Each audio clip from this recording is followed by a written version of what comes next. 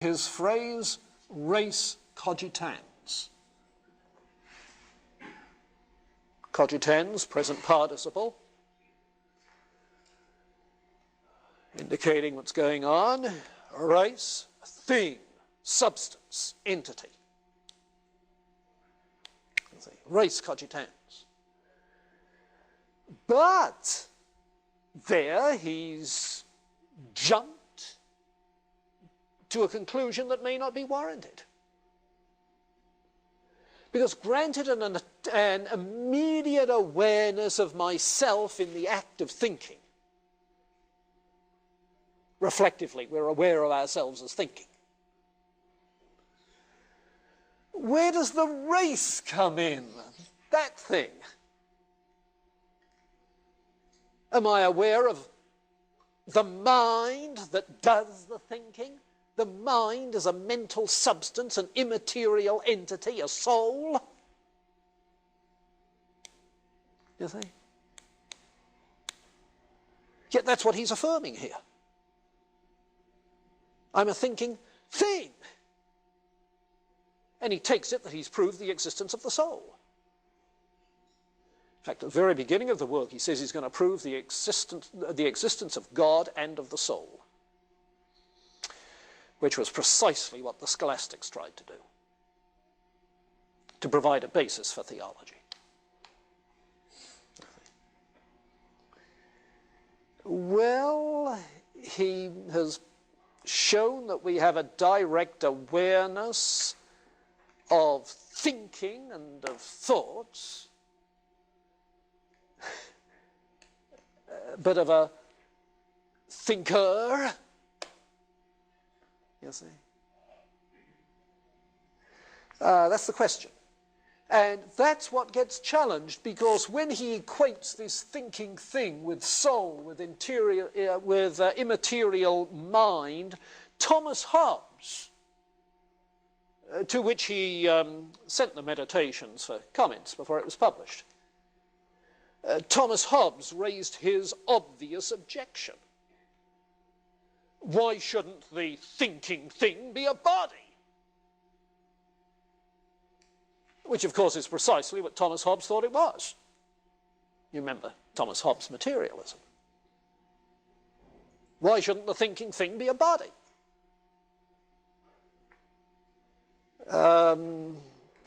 He's assuming, of course, that it's brain that does the thinking, rather than some kind of immaterial soul. Why not a corporeal thinker? To which Descartes has his response. First, I have no intuitive awareness of body as I do of mind. That is to say, I have an intuitive awareness of the agent, but I don't have intuitive awareness of the body.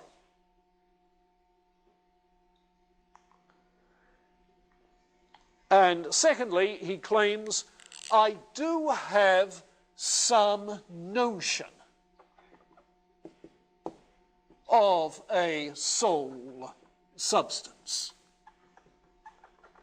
Now that term notion is the tricky word. He's not saying I have a clear and distinct idea.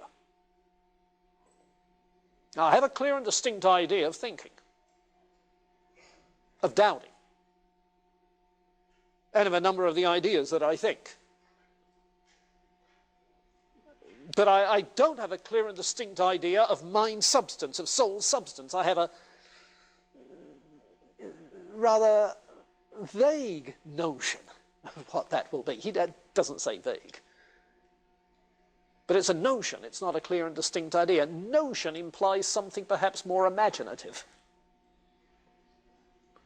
than explicit. But in any case, he thinks there is more grounds for affirming a soul substance as the thinker because of this notion than there is ground for asserting that matter is the soul substance, that body is the thinker. So I think, therefore I exist. What am I? A thinking thing, a soul, so forth. Well, later on, there's going to be a further objection that we'll run into, raised by David Hume around 1800, who said in regards to the mind and our introspective awareness of mind, no, all we're aware of is our ideas. And in being aware of my mind, I'm only aware of a bundle of ideas that I call mine. But what bundles them? I don't know. You see. Now, Hume is not talking about, however, an awareness of mental acts, only of ideas. And so Descartes' point hinges, it seems to me, on the fact that we have a direct awareness of our mental acts, therefore of an agent.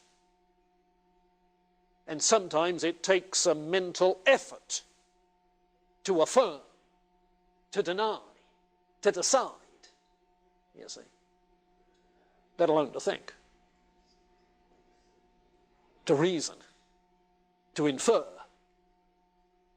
You see, and we're aware of the agency acting in those cases. So it seems to me that Descartes' argument hinges not just on representational ideas, but on an introspective consciousness of our own mental activity, which I think you don't find in David Hume. There is just the ideas. So without the mental activity, why have an agent? You see? And so when it comes to the existence of mind without any awareness of agency, Hume is simply a skeptic. We have no way of knowing. Well, it'll turn out that Hume is also a skeptic about the existence of material bodies. He's also a skeptic about proving the existence of God.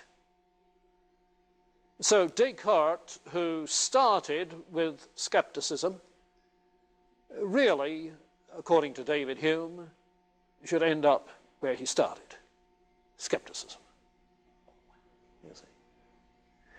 So the story of epistemology from Descartes to Hume is the story of a concerted attempt to argue one's way out of skepticism by what we called last time a foundationalist approach.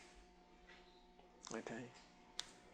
An approach which, according to David Hume, fails utterly.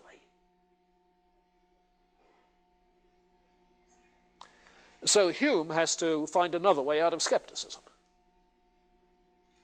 And for him, it's a matter of beliefs that are the product of mental habits, sort of a pragmatism.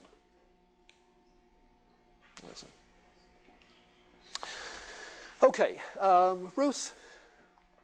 Is it because of the kind of epistemology and the definition of intuition that Descartes sort of locks himself into that makes how he defines intuition of, of a mental act different than how I would say, from a more realist perspective, I have an intuition of my body. The realist would come along and say, no, indeed, I do intuit my body because it's just I know it. Yeah. The crux of the thing is that representational business, and I see I erased that word somewhere along the way. Yeah, you see, the intuitive is something that's direct. Representation, we mean our knowledge is indirect. And the kind of realism that I assume you're talking about, the kind that Dallas Willard was talking about last week before last, is a direct realism. He alluded to Scottish realism, Thomas Reid. He alluded to G.E. Moore. It's a direct realism. How can Hegel talk of direct awareness of other minds, but by virtue of a direct realism about that? Likewise, the existentialist. That's the way a Sartre could hypothetically say, I vomit, therefore I exist. You see, because there's a direct awareness of one's bodily existence in a state of nausea. You see. So you're right. The issue is direct or indirect, direct or representational knowledge. And so would Descartes have responded to that kind of an argument by just, I mean, wouldn't it just therefore come down to a matter of almost semantics? No, not semantics, well, but yeah, I think it comes down to the adequacy of two different descriptions of knowing, being aware of, perceiving. And those of you who were in Dallas Willard's second lecture will remember that he talked of several keys to that realism. One was the notion of intentionality. That is to say, the mind reaches out and directly apprehends what is out there, points to mental intention. Another was the importance of a substantive self. That is to say, an agent that can have such intention and mental outreach. You see. So, right on that target, yeah. Yeah, and we'll be getting into that sort of thing as we go along. But it's Descartes who really made the crucial issue of the 17th and 18th century really epistemology. Yep.